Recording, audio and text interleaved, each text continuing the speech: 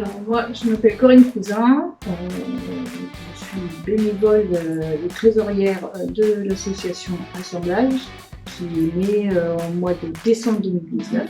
On a plus de 200 adhérents. On est bientôt à 700 abonnés sur nos pages Facebook. Et on a fait actuellement une exposition.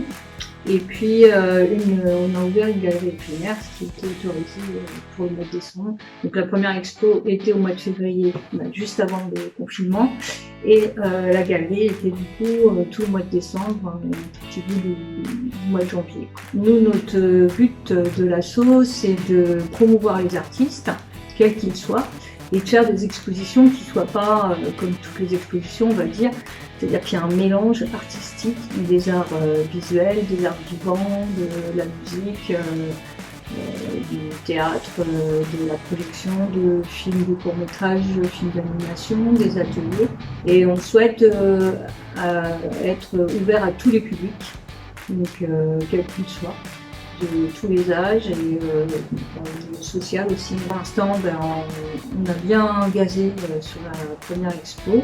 On a eu plus de 3000 visiteurs sur 15 jours. On avait 300 personnes à peu près au vernissage. Pour chaque exposition, la majorité des artistes ont bien vendu, ce qui leur a permis d'avoir un revenu. Nous, on ne prend pas d'argent sur ce qu'ils vendent. Donc, pour la galerie, on a demandé une petite participation. S'ils vendaient, bien sûr. Après, s'ils ne vendaient pas, on n'avait pas demandé parce que le but, c'est de les aider. Alors, la phrase que vous employez, elle ne va pas. Parce que l'art contemporain éphémère, voilà, c'est des expositions. Mais la galerie éphémère, c'est parce que c'est une galerie qui n'était pas dans le temps, qui n'allait pas continuer, quoi. Après, c'est effectivement de l'art contemporain. On ne va pas faire des choses Enfin, on n'est pas trop non plus dans le figuratif, quoi. Mais dans l'effet éphémère, c'est plus sur un graffeur qui va graffer.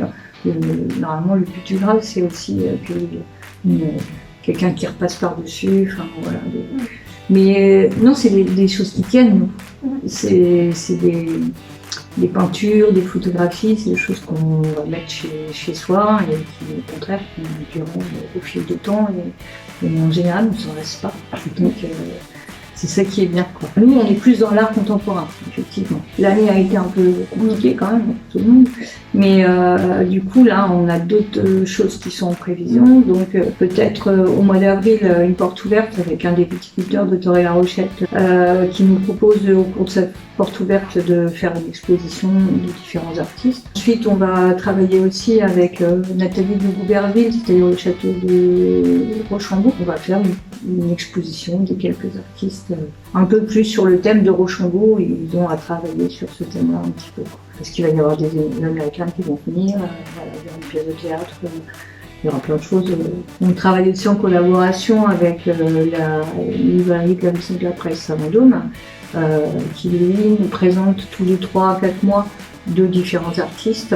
Donc ça permet de faire connaître les artistes du Vendômois aux Vendômois et aux touristes.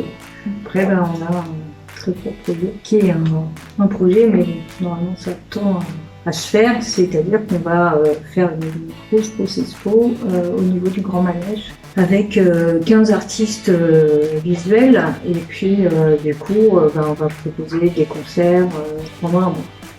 Gros projet qui demande beaucoup d'énergie de préparation.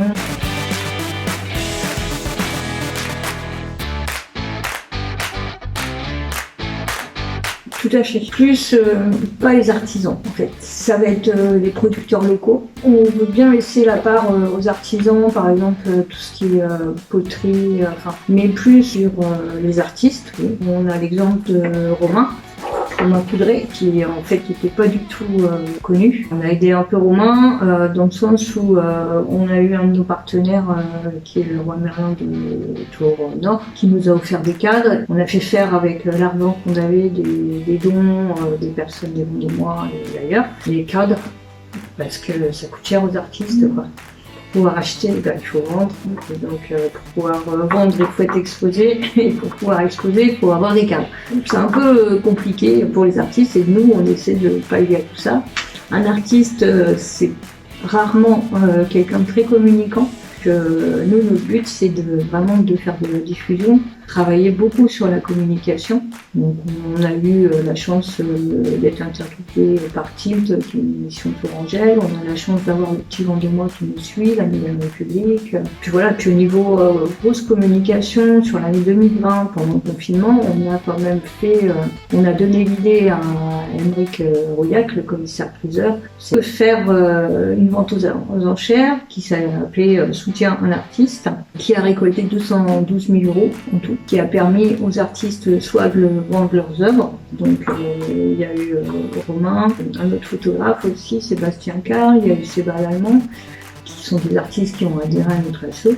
Et eux, ils ont pu vendre au cours de cette vente aux enchères leurs œuvres. Certains ont pu en plus demander une enveloppe de 1 000 € parce que il y avait des grands artistes qui ont donné des œuvres à eux pour les vendre, mais au profit des artistes qui n'étaient pas connus, quoi. On a été nommés dans Le Monde, dans Artention, dans Art Magazine. Du coup, on aide les artistes à vendre leurs œuvres par rapport à la galerie éphémère. Justement, comme on n'a pas le droit d'exposer, mais par contre les galeries avaient le droit d'être ouvertes, donc au lieu d'exposer, on a décidé de monter une galerie et ça leur a permis aussi de vendre tous les œuvres avec un revenu au moins pour le mois de décembre qui était bien calé.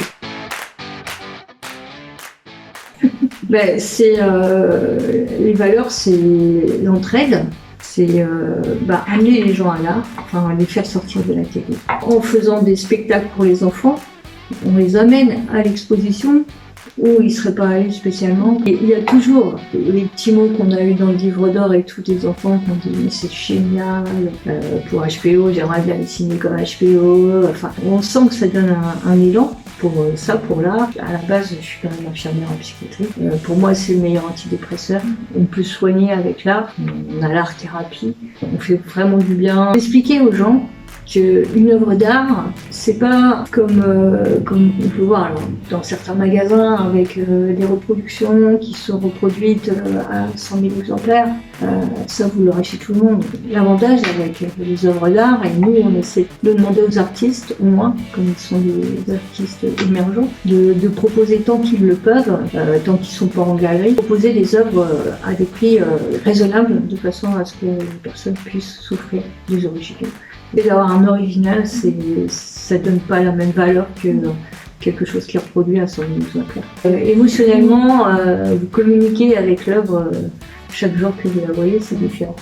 C'est pas la même chose. Ce qu'on veut aussi, c'est que les artistes conservent une certaine humilité. Donc nous, nos artistes au sein des expos, ils sont obligatoirement participants. C'est-à-dire qu'ils viennent pas juste poser leurs œuvres. Donc non, nos artistes, on leur demande d'être présents, d'accueillir les visiteurs.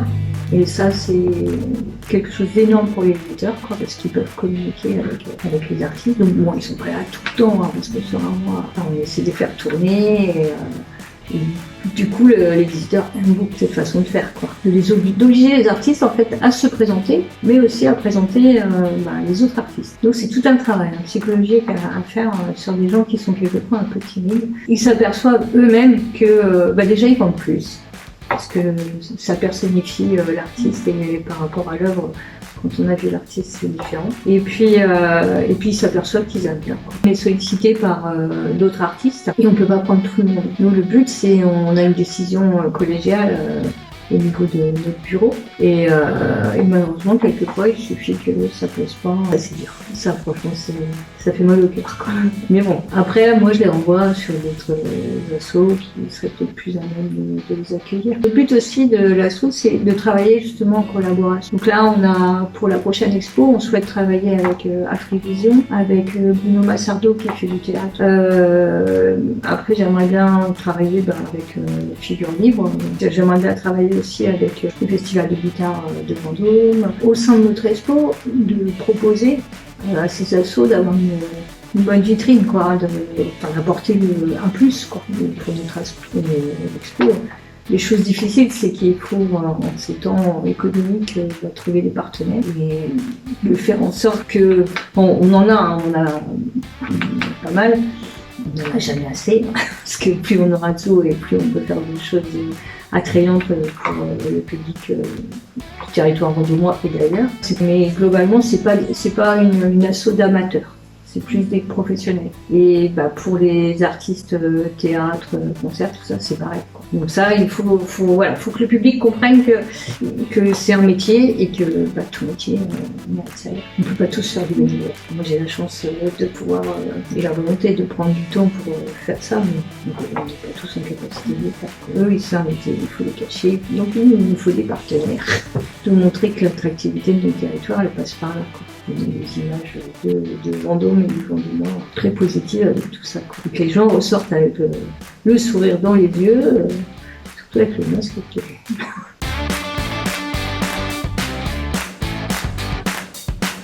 Donc on a notre page Facebook qui est nommée Assemblage Association Vendômoise. Ensuite on a un site qui est sur la page asso-assemblage.fr. Ensuite on a Instagram, c'est Association Assemblage. Et puis après on a helloasso.com avec Assemblage quand on va sur Helloasso. On est basé à Torre-la-Rochette. Là actuellement on a des nouvelles bénévoles qui viennent. On est toujours en recherche parce que plus on a de monde, plus on a